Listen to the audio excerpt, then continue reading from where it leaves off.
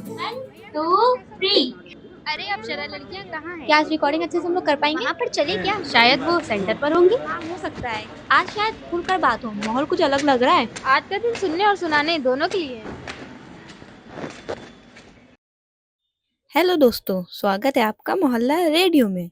ये एक ऐसा रेडियो है जहाँ हम सुनेंगे समुदाय से निकली आवाजें, उनकी कहानियाँ, उनके सवाल और उनके अधिकारों की बातें।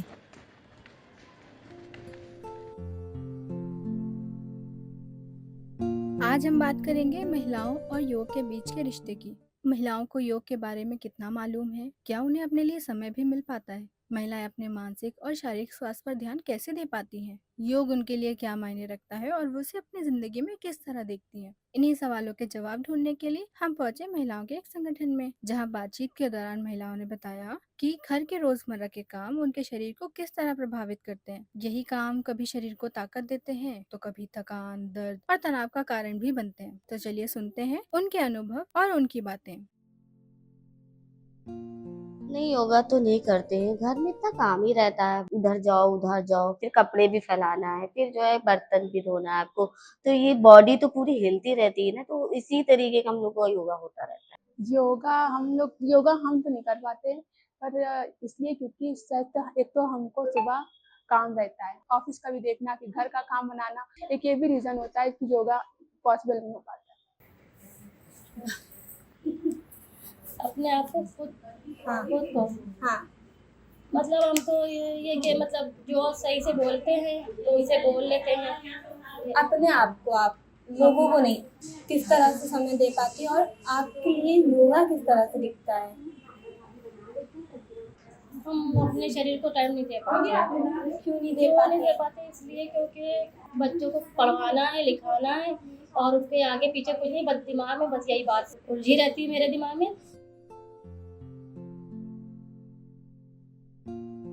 तो इन अनुभवों से हमने ये समझा कि महिलाओं और योग के बीच का रिश्ता लुका छुपी खेल जैसा है। महिलाएं योग से बचती हैं और उन्हें लगता है कि घर के काम करना ही योग है। योग तो दूर की बात, महिलाओं के लिए अपने खुद के लिए कुछ मिनट निकालना भी एक चुनौती बन जाता है। ऐसे में योग के बारे में बात करना बहुत चुनौतीपूर्ण है। चलिए थोड़ा योग के बारे में बात करते हैं।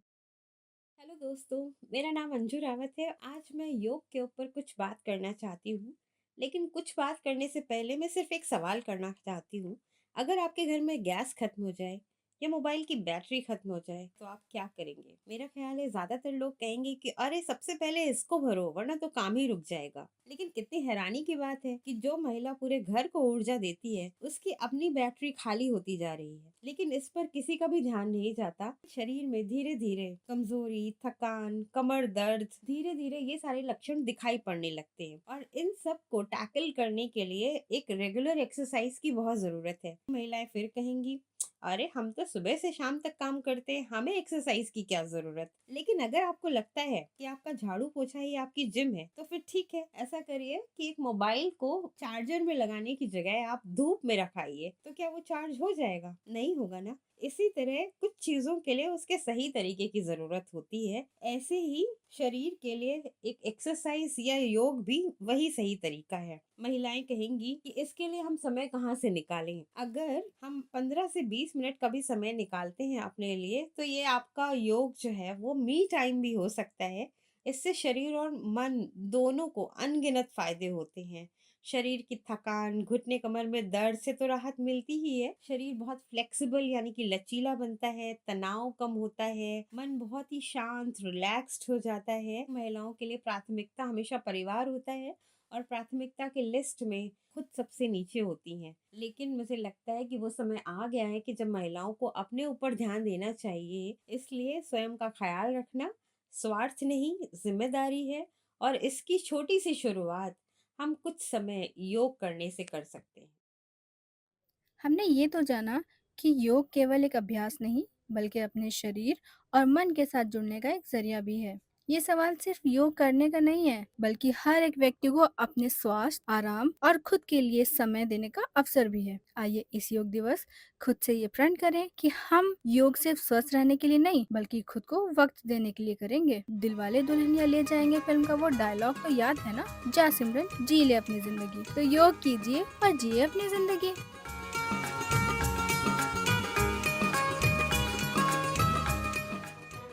ऐसे ही मुद्दों पर चर्चा और आवाजें हम आपके लिए लेकर आते रहेंगे।